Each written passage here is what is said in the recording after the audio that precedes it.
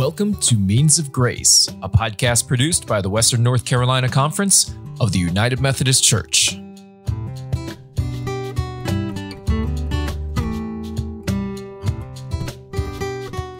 Hi, everyone. Welcome to another episode of the Means of Grace podcast. My name is Jesse Enniss, the Director of Communications for the Leadership Development Team of the Western North Carolina Conference of the United Methodist Church. Our guests for this episode are Reverend Dr. Andrea Smith, pastor of West UMC in Mooresville, North Carolina, and Reverend Dan Hester, pastor of Skyland UMC in Asheville, North Carolina. And I am thrilled to have them with us today as we talk about so much in this episode about how they have been adaptive leaders in this time of stay-at-home orders and social distancing. We discuss switching to online worship, their most difficult decisions as leaders, and some of their funniest moments in this season.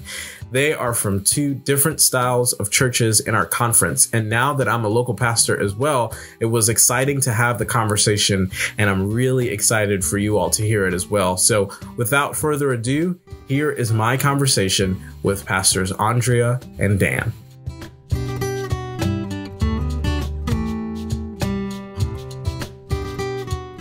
Dan, tell us a little bit about how you first approached the pandemic when it hit. When the pandemic hit, we made a very early decision to use YouTube as our primary delivery system for our worship. We decided to go to a kind of an a la carte style, where the sermon, the prayer, the music, they each had their own video, and then we could compile them into a playlist. Initially, I'll confess that was a decision of expediency and how we could get up and running the fastest.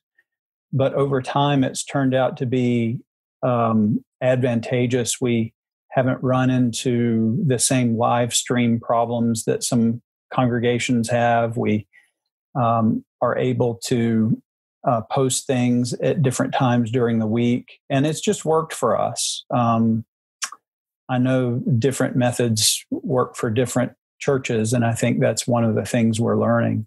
Thank you, Dan. Andrea, tell us a bit about your church and the ways you guys responded to the pandemic. We are a relatively new church. We're 8 years old and don't have a church building. So when COVID happened, we were kicked out of the space that we always use. We don't own any property. So we have an office space in a business complex, and it very quickly had to become a worship studio. We've always had an online presence since we launched 8 years ago. So that was not that much of a challenge, but staying connected with the people of West and also trying to figure out how to engage with the newer folks those were our biggest challenges, and that we've been trying to address. Awesome, Andrea. Thank you. Dan, could you walk us through some of the insights you've had in this season? Around the second week of March, I felt like I was handed a completely different job description. That the way we needed to go about church in whatever we were trying was going to change radically and quickly. One of the decisions we needed to make early on was who our audience was going to be. We're an established congregation, and so we really wanted to reach that congregation. And we, at least for the time being, kind of set aside the idea that we might now be able to reach new thousands of people. And we just wanted to focus on staying in touch with our congregation. So I think another thing that we learned very early on, there's an enormous amount of online content, just enormous, and it grows exponentially every day. So it's not difficult for a member of any church to dial up a sermon by Adam Hamilton or, pick your favorite preacher. But what we found in conversation with our congregation was that they just wanted to hear from us. They could dial up music from their favorite artist and get that online, but they wanted to hear our staff singing and playing. And so the staff kind of took courage in that, and that helped push us online. We really didn't have much of an online presence. We had a website, we had a Facebook page, but that was the extent of what we were doing online. And now it's all out there. So Dan, you mentioned that there are a lot of options for folks out there on a Sunday morning. Given the fact that so many churches have switched from being online some to being predominantly online, how do you approach your ministry differently, knowing that there are so many options out there, or do you approach your ministry differently at all? I do. For the first time in my life, watching too much television is turning out to be an advantage. I have some ideas about the way different visual literacies are at work on a screen versus the way they're at work when you're sitting in a building together with other worshipers. I assumed that the social contract and the implicit expectations were different on a device than they were in a building. Whether people can articulate it or not, we have a different visual vocabulary with a screen than we do in person.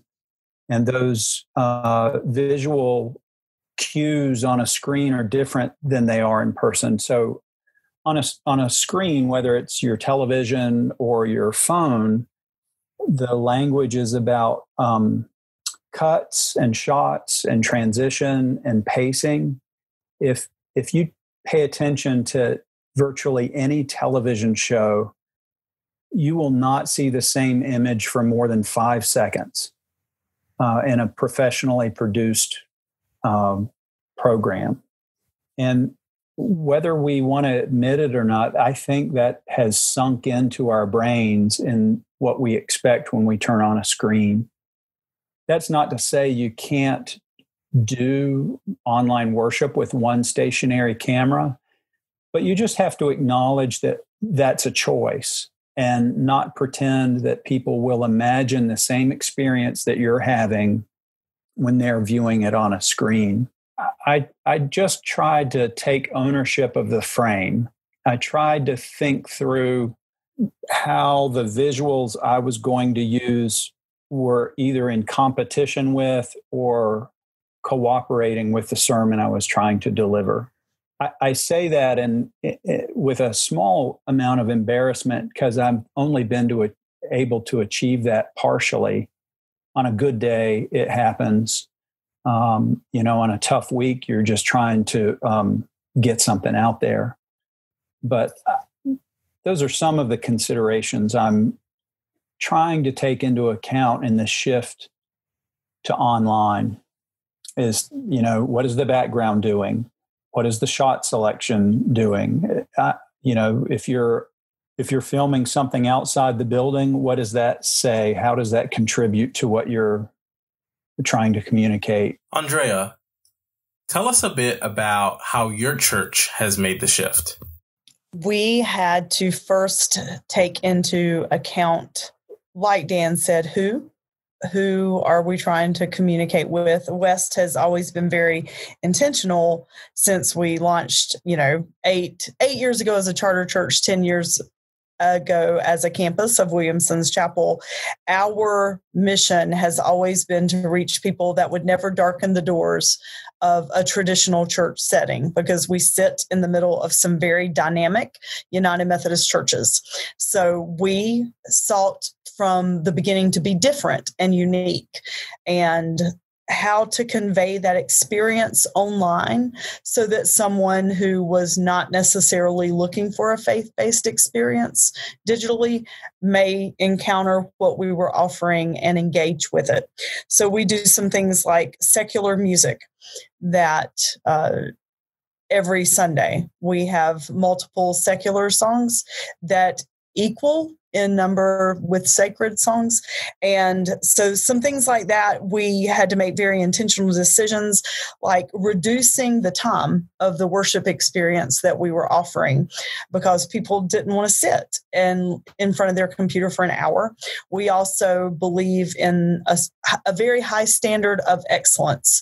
And what we found was that in person, people give us a lot of grace. You know, our worship team can make some errors and everybody's okay with it because they love them.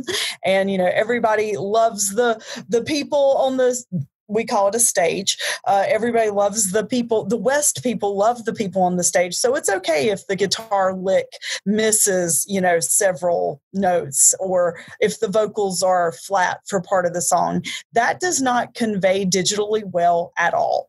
And since we are very intentional about trying to reach people that are not already engaged with the local church, we found that we needed to up the quality of what we were offering. And in doing so, we had to minimize the work because everybody's job changed. And, you know, for some of our staff people that were typically geared around the Sunday morning experience, whereas their jobs became almost non-existent, the worship production part-time staff and our ministry team part-time staff, their jobs doubled, if not tripled. And so we've had to shift everything from who does what to how it's done to the length of time that we do things. Everybody's job has changed. For instance, our worship production team films the music separately now from like the sermon and the other components of worship. They film and record every song 3 different times. And then we have an online sound editor who takes the songs and edits them. Because what we were told by the people who were worshiping with us is that they would turn the music off and just wait until the sermon started because they didn't want to hear not great quality music. So my experience was a little different from Dan's. You know, Dan said they just really wanted to see their people. The West people, once it came online and came online for multiple weeks at a time, they didn't want that. They wanted it to be done well. And so when there were some things that we did that were cringeworthy, you know, they shared that they would mute their sound on the computers until the music was over. And so that has caused us to do some things differently with that. And also with prop videos while the songs are occurring, we found that, like Dan was talking about, the camera angles and that kind of stuff, folks didn't just want to sit and watch our teams, you know, perform. So we've started using more visuals and things like that with the music to enhance their worship experience. Andrea, I really like the way you articulated the tension between the production value and the authenticity. I think that's one of the huge differences between being in person and going on a screen. I like that both of our experiences of that have been different because the way different congregations will navigate that tension will be totally based on their context and what they're learning from their local situation. Mm-hmm. But there really is this tension between a high production value and being authentic. When you're in person, everybody sees you make a mistake. You can start over. Online, that's not tolerated in the same way. Especially as it has continued. You know, I think people gave us a lot of grace, you know, back in March and April and even May. But, you know, it's September now. And they're technologically weary. And what I'm continuing to hear is if they have to do one more Zoom call or sit in front of their computer one more time, And so that has continued to impact the way that we do things. And paradoxically, I think that weariness comes because we are all more savvy about what we're consuming online. Mm-hmm. So with our increased savvy about what's possible and not possible in online, we grow impatient. You guys seem to have gotten quite a bit of responses from your congregations to track their comfort level and things of that nature. Dan, how are you tracking those responses? I suppose I'm tracking them whenever I have a Zoom meeting, in the minutes before it starts. I'll just ask people and try to generate some conversation that way. One of the benefits of driving all our videos through YouTube is you can study the YouTube analytics. They're over my head, but I have been able to study them and learn a few things. So, for instance, I learned that we would lose about half our viewers in the first minute of a video. But the viewers that were there after the first minute tended to view the whole video. So there was some intentionality about that.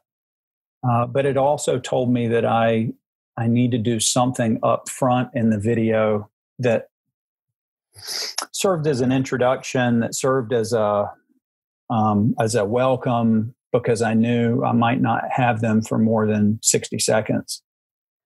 For us, we have done 4 or 5 surveys. We use Constant Contact to do church-wide emails, and so we have constructed 4 different surveys asking them very intentional questions about their worship experience, asking them about quality, how important was that? How often are they worshiping online? Do they need to get back together in person? How soon do they need to get back together in person? In what capacity do they need to get back together in person? Because for us right now, like lots of churches around me are opening with safety precautions, not necessarily United Methodist Church, but there's a Baptist church right around the corner from our office space. And Sunday, the parking lot was full. And it made my stomach hurt because, even if we could get back together, in the eyes of our conference and suggestions from the conference, we have nowhere to go. And so I have this fear of us losing connection with the West people, and they're finding another church home because we don't have a space for them to come to. So we've been asking them very intentionally, what are your intentions when we enter into phase 3? Or what are your intentions before there is a vaccine, after there is a vaccine? And so we've asked lots of different kinds of questions in 4 or 5 different surveys and are tracking their results. And we've noticed that their answers keep changing and evolving over time. But it honestly is driving the decisions that we are making about when and if and how we gather together in a Sunday morning in-person experience moving forward. You guys have both named 2 things that I feel like pastors have taken very personally. One, the idea that there are churches that are reopening, and the concern that many of the folks from your congregation will maybe try a different church that is open, if they're comfortable with that, of course. Also, Dan, you mentioned noticing in your YouTube analytics that after a certain amount of time, you said about 1 minute, your views tend to have a sudden drop. How are you as pastors and as people, frankly, adjusting to these concerns? And Dan, we'll start with you. Well, one thing I've done is to make my sermon shorter. That's some of that has been by cutting a page off, but some of it has come by speaking faster. Watching myself on video was not a pleasant experience the first few weeks. And I learned that I speak so slowly in my normal conversation. And so I have really tried to increase my pace in speaking on video. I've eliminated the fluff. You know, I think you build relationships in in-person worship in a different way. And on video, I'm trying to build that relationship through the content. So I'm trying to get right to the content and be compact in what I'm saying, because after all, the timestamp is right there on the video before anybody even starts it. And I've watched enough YouTube to know if I'm surfing through something and I see it's a 28-minute video, I'm skipping that one and I'm going to click on the 7-minute video instead. So I think that's part of the context that is different with being online. That's good to know, Dan. So we'll ensure that for your recording, we'll speed it up for the podcast. Yeah. Well, I'm sure our listeners have already set their setting to listen to this at 1.5 times speed. Indeed. Andrea, how are you addressing those concerns that some folks are switching to churches that are open? I'm looking for new jobs. You know, I have a dream job of being a bartender on a tropical island. And so I've contemplating using COVID as, you know, doing like Groupon offers online bartending. So I've thought about that. I have, and I mean, we're laughing, but I have actually, I'm like, this is scary. And I do feel like a lot of us are afraid of what might be awaiting us in the future. Like I was talking to another friend of mine at a relatively new church start in Winston-Salem, and he and I both have the same fears. And I don't know if it's because we launched the church from nothing. You know, I mean, we both had a very, very small launch team. And so we were, you know, praying that people would come. And now we've basically, or I feel like, sort of closed that church, you know, and we have to relaunch, you know, and so because everything that I read, Carey Niewhof and other great leadership podcasts and articles are saying that, you know, the churches that have reopened, average worship attendance is significantly less. And so, first of all, I want to acknowledge that I am afraid, and I'm afraid of what the future holds. I have to check my ego at the door and recognize that worship attendance, my effectiveness in ministry or success as a pastor is not tied only to worship attendance, and that I have to be careful that this is not driven by my desires, but by the desire to help people encounter Christ. And so what does that look like moving forward? One of the things that the West folks have shared with us, and newer to West people, like people that we've connected with during COVID that were not a part of any church prior to this, have shared with us that they do feel very connected to us as a church because of some of the other things that we're doing.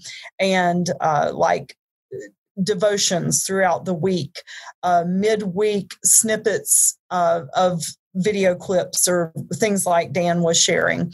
Our small groups are staying in touch with one another, and we've tried to be very intentional about connecting with people, not just me, but every other people, like lay leaders and part-time staff, you know, and our full-time staff, connecting with folks. So how am I dealing with it? I am praying a whole lot and trying to not be driven by my fears and by my ego, but instead being driven by the mission, which is to reach people with Christ, and understanding that that really may look very, very different moving forward when this is over. I would add on your idea of mission that how well articulated a congregation's own vision and mission is going to be instrumental in navigating this transition of getting back in the building. And let's be honest, I would say most of our listeners' congregations were already experiencing some shift in membership around the question of human sexuality. I know our congregation has lost people on both sides. So one way I've tried to handle that is to be familiar with the other Methodist churches in my neighborhood. So if somebody comes and says, we want a church that's more traditional, or we want a church that's more progressive, I can refer them to another United Methodist church. And recognize, too, that it isn't a competition. Right. You know what? We can't reopen for lots of reasons. Number one, we don't have a space. Number two, we did try to do parking lot worship a couple of times. And despite lots of warnings around, please social distance or physical distance, please take precautions, it was like a free-for-all. And so because we refused to go down in the books as the church of the COVID outbreak, in Mooresville, North Carolina, we stopped all in-person gatherings. I mean, we're not even going to try to do parking lot worship because they congregate and want to be together and are not being wise around social distancing. So, you know, what I finally concluded, and the staff and I concluded, was that if someone goes to, you know, the Catholic Church or the Baptist Church or another church that opens before us, another Methodist church, then that's okay. They're still getting Jesus. And that's the most important thing. So to Dan's point, we're not competing against one another. We're all in this together. And as long as they find a space and they don't get lost completely, then we're okay with that. I would add that some of this has been going on before the pandemic as well. I mean, all of us have had the experience of a parishioner coming to you on Sunday morning and going, well, I was listening to Andy Stanley this morning, and or Stephen Furtick. Yeah, that's right. I think we're just going to be faced with more choices sooner about how we're going to offer Bible study, about how we're going to offer worship, but knowing that people will not come back with the same patterns that they had before this. I agree. Andrea, you mentioned earlier that you realized that for some of your folks, the workload has doubled. So I was wondering, how are you partnering with your laity and volunteers to do that work? And how are you providing leadership in those spaces?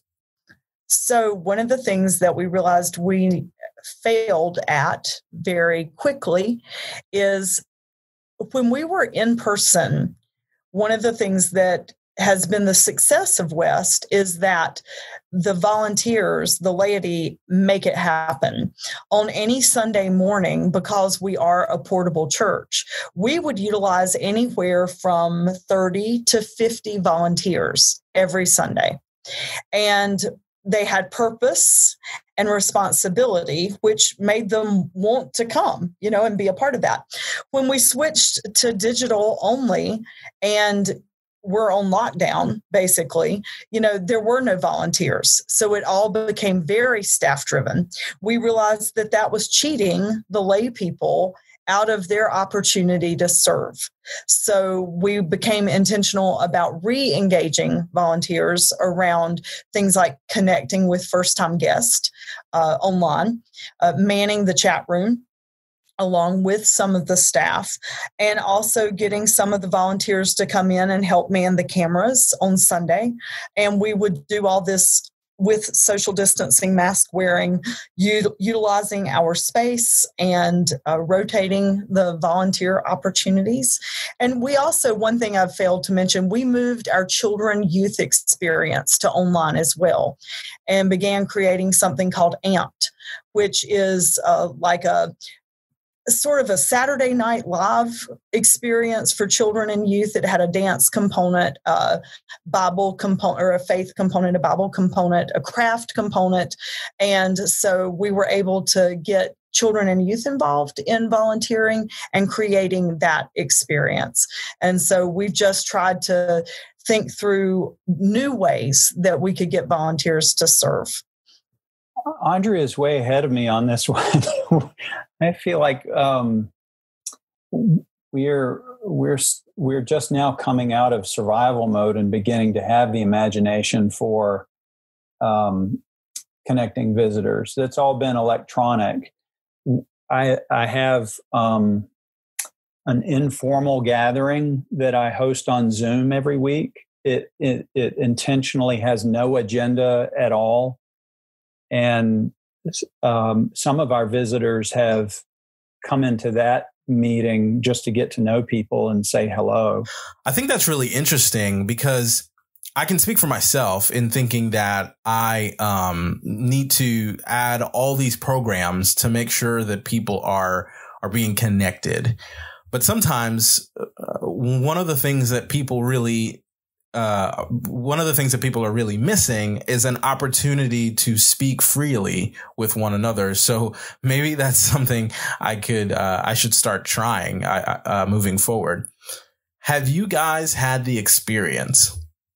Because this is one of the experiences that I've had, is that we have folks that are tech savvy, but we also have folks in our congregation that have very little access to technology.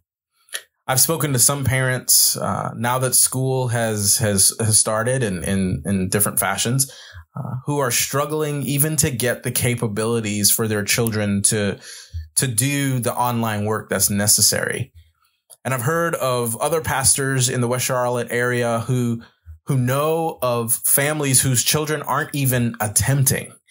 How do you guys reach out to the folks in your church who are struggling with connecting on Zoom and are struggling with connecting with the online worship? Andrea, can we start with you? One of the luxuries of being a newer church is that we've built our foundation on digital communication. So I want to be really transparent about that moving forward. Some of the challenges that other churches are facing are non-existent for us. Like, we've never had paper communication as a church. We've never had a bulletin ever. We've never had a paper newsletter. We've never done anything like that. So the expectation, right or wrong, has always been that you have to be somewhat savvy with email to be a part of West, which, as I say that, it sounds really harsh, but I guess it's true, because I don't know how else people would have known about us or done things. But early on, like within the first 2 to 3 weeks of the pandemic and not worshiping together in person, we divided up our entire membership roster, if you want to call it that. And every church person was contacted and asked, how are you doing? Are you able to worship online? What can we do to help you? What can we do differently moving forward, to make sure that no one was left out in the technology-free zone? But I want to be transparent that I would be arrogant to say that we had faced that as a challenge, because we haven't. I think about that in two ways. There's one way is missionally. One of the questions that our missions team has been asking is how to continue the after-school reading program that we had with a local church. We can't do that in person. And that's led us into a larger discussion of internet access in underserved neighborhoods, and how we can address that. That's part of it. The other way I think about that with our own membership is the people who are not online tend to be our older members. And early on in the pandemic, we called and spoke with our homebound members. And I learned that on the whole, they are a group that is spiritually mature enough to where their spiritual well-being and relationship with the Lord did not depend on whether they could watch my YouTube video or not. So they had the care that they needed through a facility or through family, and they were, I guess, to say spiritually speaking, sufficient with the resources that they had. And that was a real lesson in humility for me, and knowing that the congregation doesn't always have to depend on what the staff is doing. So let's pivot a bit in our conversation. Do you guys have any funny stories about the space that we're in now that you'd like to share? So we thought it'd be a good idea to get all the staff in a video. We have a lot of part-time staff. We thought it would be funny to get them communicating some things and like trying to engage people in new ways. And so everybody had lines to learn. And it was funny. It was ironically right after the weekend that annual conference had been broadcast from our back space. And so our worship production people were feeling very confident that they had it all going on and working. And because they had spent countless hours trying to get ready for conference to happen. And so I actually wrote out this whole skit, and we were going to play COVID bingo that morning. And we were doing a new message series called The Happiness Project. And we wanted to talk about how we can have happiness and joy in difficult times. And so we had some really cool prizes we were going to give away, and people were going to type their names in the chat room if they got COVID bingo and that kind of stuff. And the screens stopped working. The lines stopped working for the staff to read. And so they all realized all of a sudden how difficult it was to speak into a camera and process, oh my gosh, my lines aren't there. And the production people were waving their arms in the air at the people that were speaking, and everybody got addled. And one of the guys' mics was on, and you could hear him whispering in the live stream broadcast, Josh, slides, move the slides. And he was getting so frustrated with Josh, but Josh couldn't get the slides to move because the computer froze, and Brad was getting more frustrated, and he had Dracula teeth in while he was trying to do this. And it was just a disaster. And people were texting saying, mic's on, the mic's on, y'all are talking, we hear you.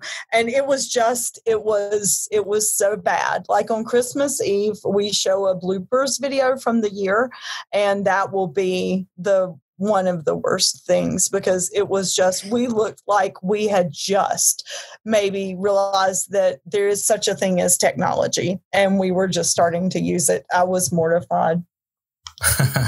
That's hilarious. Dan, you've got some experience with bloopers. I do. As of the taping of this, we've been online now for 25 weeks. And so it wasn't hard for me to go back through my own tape and find my own personal blooper reel. So I posted that recently, and I call it being honest with my lies. All the whatever put togetherness is presented in a video. There's a lot of discombobulation behind the scenes. Another one of my favorite stories that I think is a nice little vignette of the days we live in. I heard from the pastor of another church who said that our production of worship suffered a setback. Our video person let us know that they weren't going to be able to help anymore. He was going back to high school. So I thought that was a nice little vignette about where the church is in these days. I would agree with that. I had a similar idea as you did, Dan, to create a blooper video. I'm still storing video content, but I had an idea that instead of just using that random, the things that randomly happen, I would also just do some funny things to loosen up and just not take myself so seriously. So that by the time I recorded or I mean, at least seriously started recording and when I was done, I'd be a bit looser. Well, I sent those videos to our video editor and I specifically said, make sure you cut out all of the dancing and all of that funny stuff that I'd been doing. He did about 95% of that. So at the end of the benediction, I'm like dancing off the stage and apparently he didn't catch that.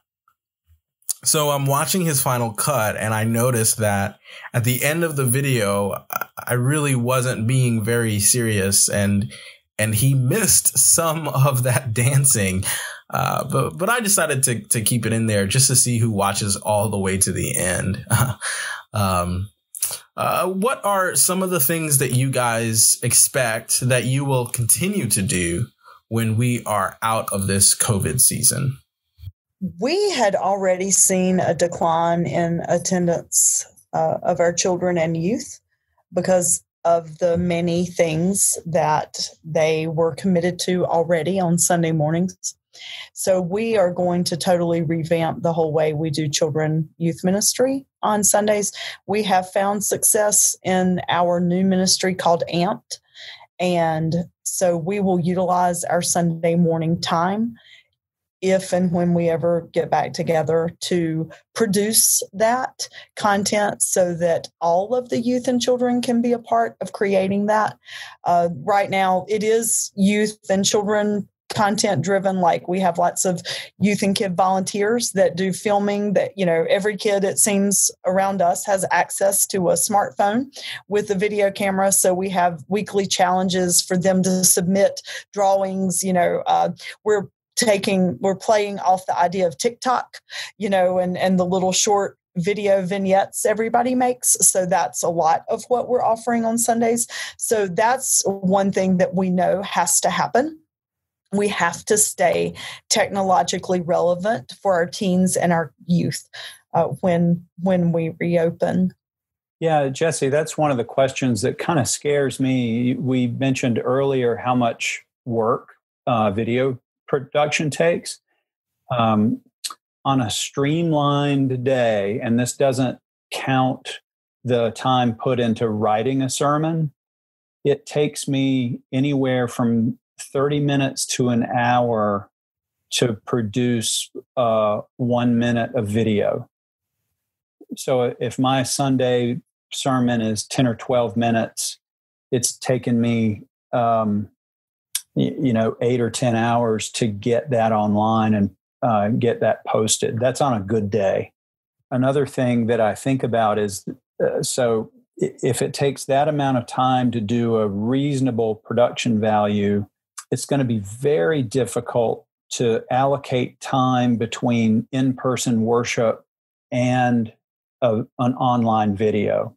My thoughts right now are that we would video a live in-person worship service and then put that on YouTube later. But that will be a qualitatively different experience from what people are getting now. So I'm as curious as anybody about how we will make that transition.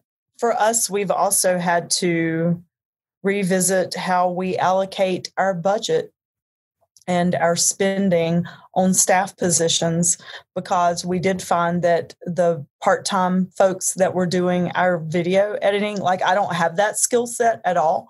And so luckily we have a volunteer that does the music sound editing.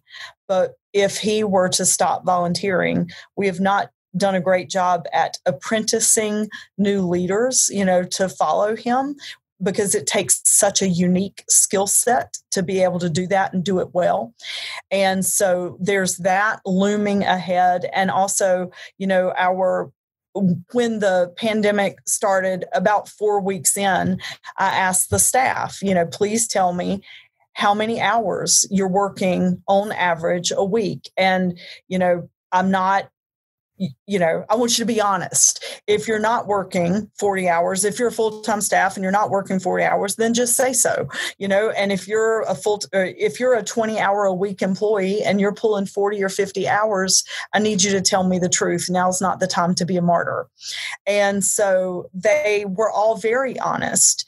And what we learned is that some staff positions didn't need to exist. So we've had to furlough some employees, and some staff they needed help, and we couldn't find the right volunteer to do that. So we've hired some high school interns that do have heavy technological expertise.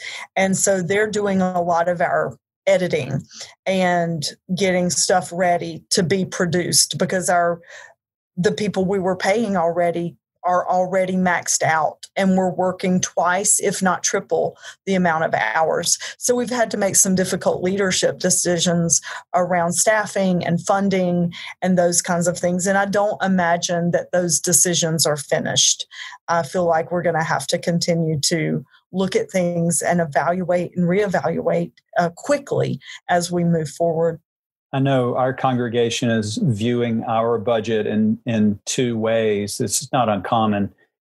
We're looking at what it will take to get through the calendar year, and then we're beginning to peer into 2021 and what those allocations are going to look like. But when you talk about staff and who you can help and how to involve laity, that introduces another complication that we're facing, and that's the complication of infections and quarantine on your production staff. All it takes is for somebody to, at least in the current day, for somebody to have contact with someone who has tested positive, and all of a sudden you've lost your audio guy, or all of a sudden you've lost your camera person. Every congregation has to navigate all of these trade-offs. It's a challenge. Yeah, you asked for a funny story. So the day of annual conference dress rehearsal, I think Kim and the bishop and Amy Coles and some other folks from the conference staff, Chris Hampton, they were all supposed to be here at the West office with some of the West production team. I found out that morning I had been exposed to someone with COVID. Yeah, which then meant that Josh and Brad, our two lead volunteers, and Lindsay Snipes, who was on staff that was going to be serving with the annual conference production, they all had been exposed to me. And so I had to find a COVID test that would give rapid results, the 1 hour results. And I was freaked out that night. Like, I wouldn't even stay in the space, because even though the results were no, that I didn't have it, I was so mortified that, because annual conference, I don't know what we would have done had I exposed Josh, Brad, and Lindsay all to COVID. And conference was supposed to be filmed 3 days, or, streamed 3 days later. 2 days later. Okay. It was probably one of the worst days of the pandemic. I cried. I was just so embarrassed. But you can't help. I mean, I had no idea, that the person that I saw and had a brief encounter with had COVID. And so it was just, to Dan's point, this all changes so rapidly, and it's all hinging on things that are just beyond our control. I totally agree. I mentioned to you guys before we started recording that I am a local pastor at our missional campus as of July, but I'm also the director of communications at both of our campuses. And so it's been a really interesting time navigating the increase and decrease of certain job positions. Of course, being a pastor who records his own messages has increased but we have also had to require some help from some folks who have really great skills to kind of help us to get a lot of the digital content out. And Andrea, you talked about having to have some really difficult conversations with folks about how they're living into their positions, if they're working more or working less. And you talked a lot about the difficult decisions that you've had to make. Some of the decisions I've had to make have been theological. So, for instance, how to deliver Holy Communion. The first time I did that, it was on a YouTube video. After subsequent reflection, that didn't seem sufficient for me. So now I'm only doing Holy Communion on a live stream. So at least there is this common in the moment sense of participation, even though we're separated. Some of my difficult decisions are about where I wrestle with theology and with a theology of preaching applied to a consumer world of YouTube. Preaching and worship is an embodied act. And when it goes to video, it gets complicated very quickly because it gets wrapped in even more into a consumer world. It becomes a visual medium instead of a verbal one.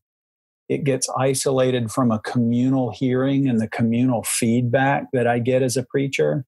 And as we mentioned earlier, you now have the honesty of the preacher is being edited. Those just kind of claw at me in a chronic way. So we've talked about a lot today. We've talked about the difficult decisions. We've had some funny stories, some transitions, some fears, some hopes. How are you guys taking care of yourselves spiritually, physically? How are you finding time for yourselves? How are you creating boundaries? Are your boundaries different in this time? How are you navigating this space so that you're making sure that you are filled before you attempt to fill your congregations? Andrea, can we start with you, please? When that bartending gig started looking really good and looking for other jobs, I love ministry and love what I do. And when I just didn't want to go to the office to string worship one more Sunday, I realized that I had not had any boundaries, actually, since the pandemic started. We run a food truck on Sundays in the downtown area. So what I was finding is that from, Thursday, when like office stuff would be finished, then the food truck stuff would start. So there for a while, for about 4 or 5 months, I had no boundaries and worked pretty much 7 days a week, lots of hours. So I realized I was approaching burnout really fast, and my calendar was all out of sorts. I couldn't keep up with meetings and I was pretty much out of bandwidth and off kilter. So I reached out to some clergy friends and asked them if they could preach for me. That was the first thing I did. I don't need to be a preaching martyr. Other people can preach on Sunday mornings other than just me and do a very, very excellent job. So I started scheduling some Sundays where I was not the preacher. And also I got a cell phone that's not tied to the church at all. And so I've learned to put down the church phone at a certain time every day, and then on the weekends not have it with me 24/7, and recognize that 3 or 4 hours can go by without, or 8, or without me being in touch with folks, that the world doesn't stop turning if I don't answer a text immediately. So I put some more personal boundaries in place, and have also been intentional about finding other worship services that I could be a part of, being a parishioner. One of the beauties in this time is that there are lots of great worship services being live streamed, not great, but powerful worship experiences. So like yesterday, I watched Sedge Garden United Methodist Church after West was finished and listened to a colleague of ours, Justin, preach. And it was a powerful service. And I listened to Boone Methodist worship a few weeks ago and was really touched by the message that was given about revisioning church. And so being more intentional about worshiping has helped me not be so burnout. I share the experience of having my weekly Sabbath being kind of smeared out through the week. I am in the habit of taking Thursdays off, but quickly found that there's something about the pacing of this time in pandemic that really works against that. And I don't know what that is. I haven't identified that, but I do know that my ability to just do nothing church related on Thursday has diminished. So part of me has embraced that and gotten less anxious about it. And now I'm more apt to go take a short hike at a different time in the week and consider that on the clock. I think it's a practice of not being dug in, of just trying to get a little less anxious about this, that, or the other, and experiment with different ways of allocating time. My therapist has shared with me that, a 24-hour day can be viewed as in 3 different blocks and, 3 different 8-hour blocks, and that we should not be working 2 of the 3 8-hour blocks, or even the majority of those. And so what I've learned is that I have to be more flexible, like Dan said, with my days off. And so I've just had to share with the staff and the leadership, there are some weeks that my day off may be on Wednesday, just because of the nature of the challenges that are before us that week. And we all need to be flexible with each other and allowing for time for sacred Sabbath time in unconventional and unplanned ways.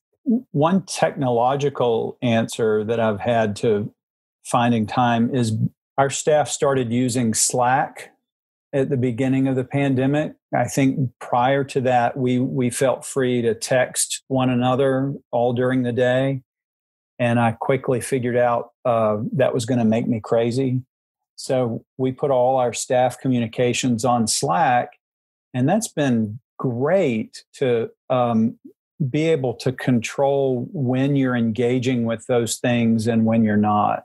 I think, like you guys, things have switched around a lot for me too. I feel like we're in the twilight zone kind of with COVID, where a part of me feels like we just had public worship like 3 weeks ago. Whereas another part of me feels like we've been in COVID for 16 years. So I'm struggling with figuring out mentally where we are. For instance, I knew we were in summer because I continuously lamented all of the summer opportunities that we were missing. And then I forgot that we were in summer. And so my family really didn't take a summer vacation. So I'm struggling with making sure that there are boundaries, also making sure that I know where I am and doing kind of like a self-assessment.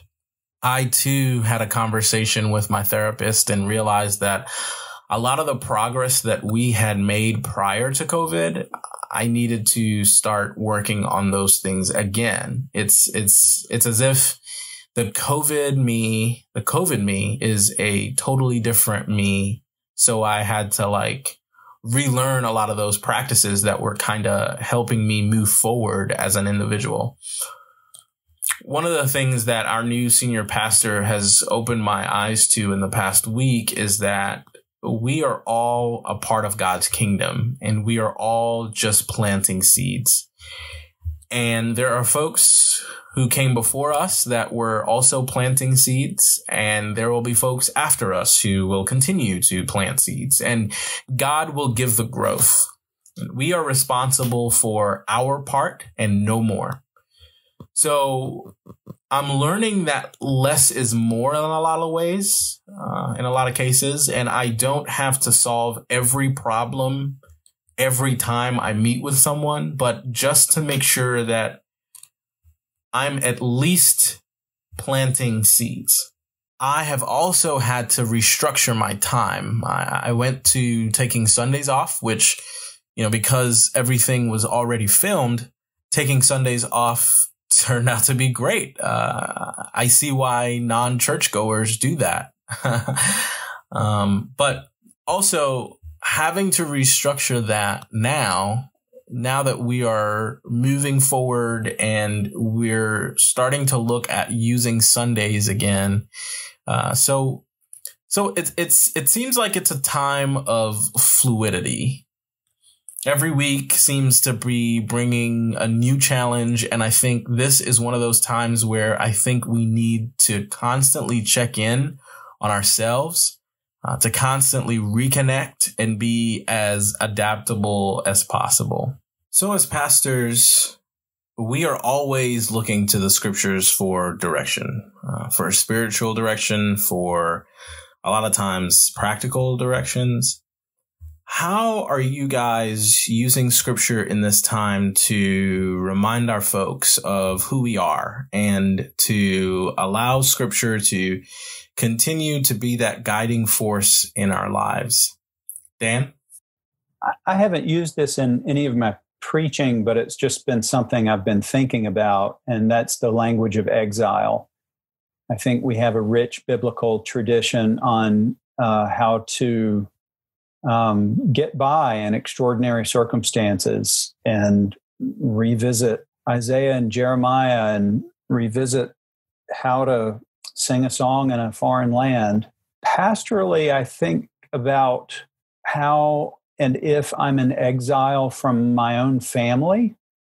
And so using this opportunity to connect, we were talking about spiritual practices, and this I believe is a spiritual practice, is staying in touch with my own family of origin and talking about their experience of COVID-19 and if they have any wisdom from their experiences that I can learn. I find that the more I connect with my family and my extended family, the calmer I am about things in general.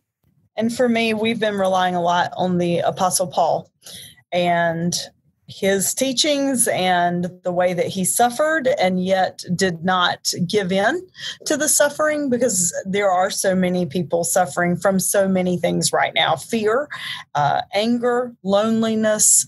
And so we have been saying over and over that suffering produces perseverance, and perseverance produces character, and character produces hope. And that there is always hope, because we're an Easter people, and we know that the worst things are not the last things. Hope does not disappoint. Awesome. Well, thank you guys so much for having this very fruitful conversation with me today. I know as a new pastor, and just as a person in general, as a person who loves the church and loves to be involved, and also as a person who is currently also struggling through this very difficult season, I have really enjoyed our conversation, and hopefully we'll be able to continue having conversations with both of you in the future as we continue to navigate this space together.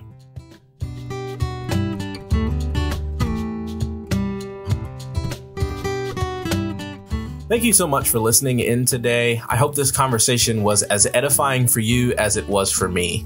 Remember to check out the show notes for all of the resources mentioned. And until next time, I hope this and all of our podcasts help you to live into the ministries that God has called you to.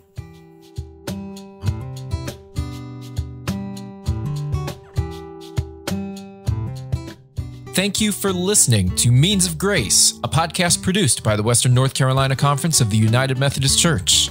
We hope you enjoy listening to these podcasts and use them as a way to stay connected to our community. Remember to subscribe to Means of Grace for free on Apple Podcasts, Spotify, or wherever you get your podcasts. Please leave us an honest rating and a review. It helps others find this podcast.